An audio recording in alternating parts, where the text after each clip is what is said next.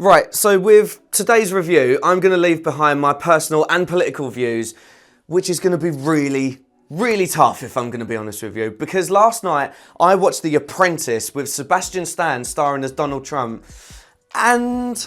You have to be willing to do anything to anyone to win. There are two types of people. There are winners and there are losers. We have a brand new campaign slogan. Let's make America great again. Well, I like the again part. It was actually really good. Really good. Now, being a Marvel geek, I was introduced to Sebastian Stan as the Winter Soldier in Captain America and the Winter Soldier, and I'd only really seen him in MCU films, so I kind of had like a narrow view of his acting ability.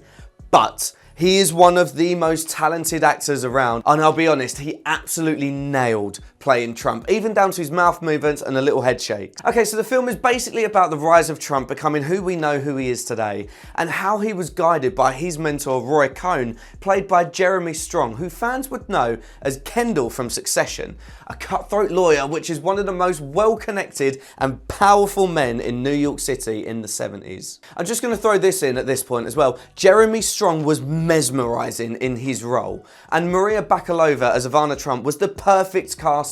She was amazing. All the actors seemed to be at the top of their game with this film, and it genuinely really showed. Anyway, at the beginning of the film, Trump is portrayed as a weaker kind of good guy person-ish, until he's taken under Cohn's wing and Cohn trains him to be a, quote, killer. Cohn says that America is his #1 client, and he has a very warped view of how that looks, and the two become best friends and super close.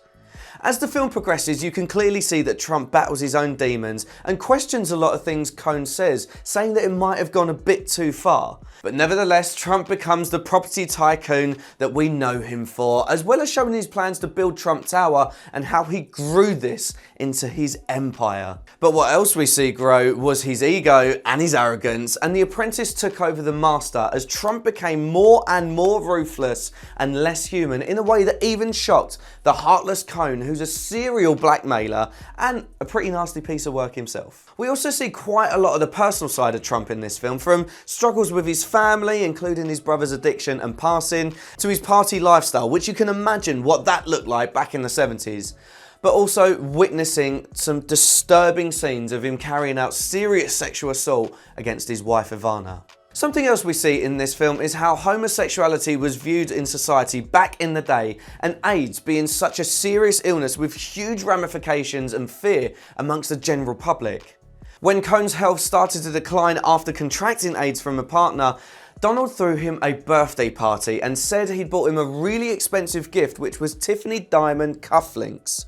But Ivana, as a previous model and somebody who knows the fashion industry quite well, who is also terrified now of Donald, said that they're fake and cheap and called Donald ruthless. Now this really upset Cohn. Obviously he's been a mentor to him for years, and he knew that he couldn't beat Trump, so he submitted to Trump's power and was taken to bed really ill and sadly passed away that evening. Now, it's clear by the end of the film that Trump has a God complex and thinks he is untouchable, even though he's being chased by all the banks, the finance companies, and the government, who has a lot of questions about his practices, including the fact that he didn't pay people on the construction site and also got tax breaks for huge corporations, so keeping the rich rich and the poor extremely poor.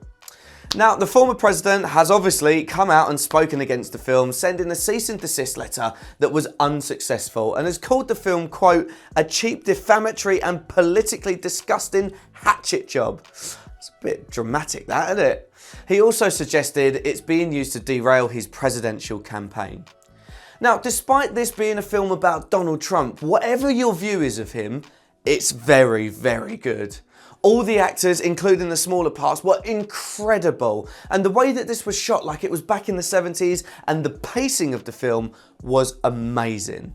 I'm going to give this a 4.5 out of 5. It's really that good. Let's make the comment section great again and let me know what you think of this film.